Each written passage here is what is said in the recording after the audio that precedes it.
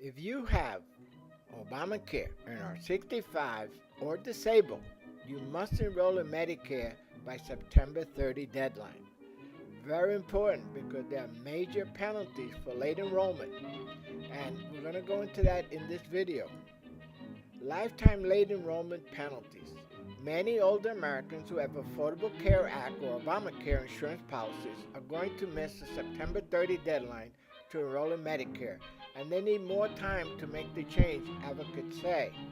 A lifetime of late enrollment penalties typically await people who don't sign up for Medicare Part B, which cover doctor visits and outpatient services when they first become eligible at age 65. That includes people who mistakenly thought that because they had insurance through ACA or the Affordable Care Act, Obamacare marketplaces, they don't need to enroll in Medicare. Earlier this year, Medicare officials offered to waive penalties for Obamacare or Affordable Care Act insurance buyers under a temporary rule change that ends September 30. Now, they might increase that waiver, but as of today, it's not available past the 30th of September.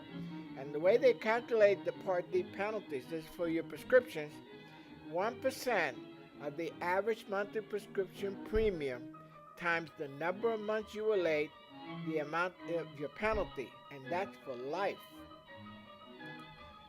65 or disabled.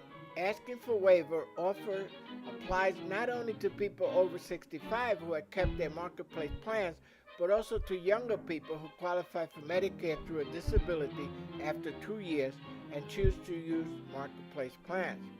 The waiver also allows Medicare beneficiaries who had earlier realized their mistake in keeping a marketplace plan to ask for a reduction or elimination of the penalty. It's an easy mistake. It's easy to see how people can make mistakes. Since Medicare Part A hospitalization benefit is usually free, some seniors who like their marketplace coverage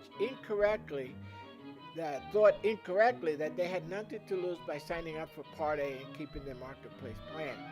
Other people receiving Social Security time and disability benefits opt to keep their marketplace plan and drop Part B after the Social Security Administration enrolled them automatically in Medicare when they became eligible.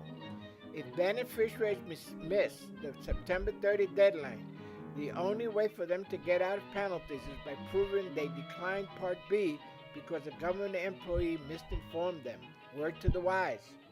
A government employee misinformed them.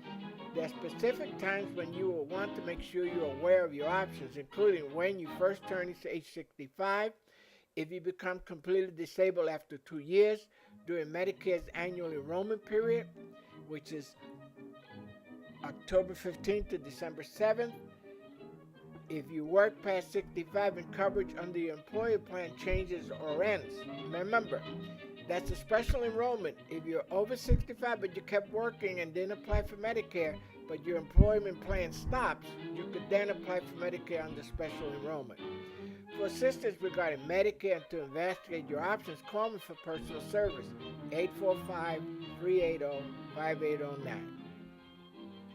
Now, another penalty, no coverage until July. For the first time, insurers will be prohibited from issuing a marketplace plan if they know the member is eligible for Medicare and the 218 policy is significantly different. That's crucial. How did people get into Obamacare if they belong to Medicare? Well, some agents weren't doing the right thing or were misinformed. Those who find themselves without a marketplace plan could be in for another surprise. They won't have insurance for outpatient care until July 1st. You know, most plans start January 1st. You won't have coverage until July 1st because Medicare imposes a waiting period before Part B coverage kicks in for latecomers. Extending the deadline could lessen a significant hardship for many people because they're unaware of the repercussions that could result from keeping their marketplace coverage. So please, get the word out. Check with everybody in your family that's 65 or disabled and been disabled for 2 years, regardless of the age. Make sure that they're in Medicare, or if they're in Obamacare, make sure they get out of it by September 30. Please subscribe and share this information and become a regular follower of our site. Thank you. Bye-bye. You have to take lessons. There's no substitute for learning the fundamentals well. Every dancer who wants to learn the Argentine tango well owes it to themselves and their partners to take at least one full beginner's series classes before going out to dance or moving on to beginning intermediate classes. If dancers rush ahead, they find they know a bunch of moves, but it doesn't feel like dancing. Learning Argentine tango is exactly like learning a language. Until you know how to use basic words, you can't have an enjoyable experience. Tango Community. There's a feeling of community and inclusion in the Hudson Valley tango population. There's always room for new members to come onto the dance floor.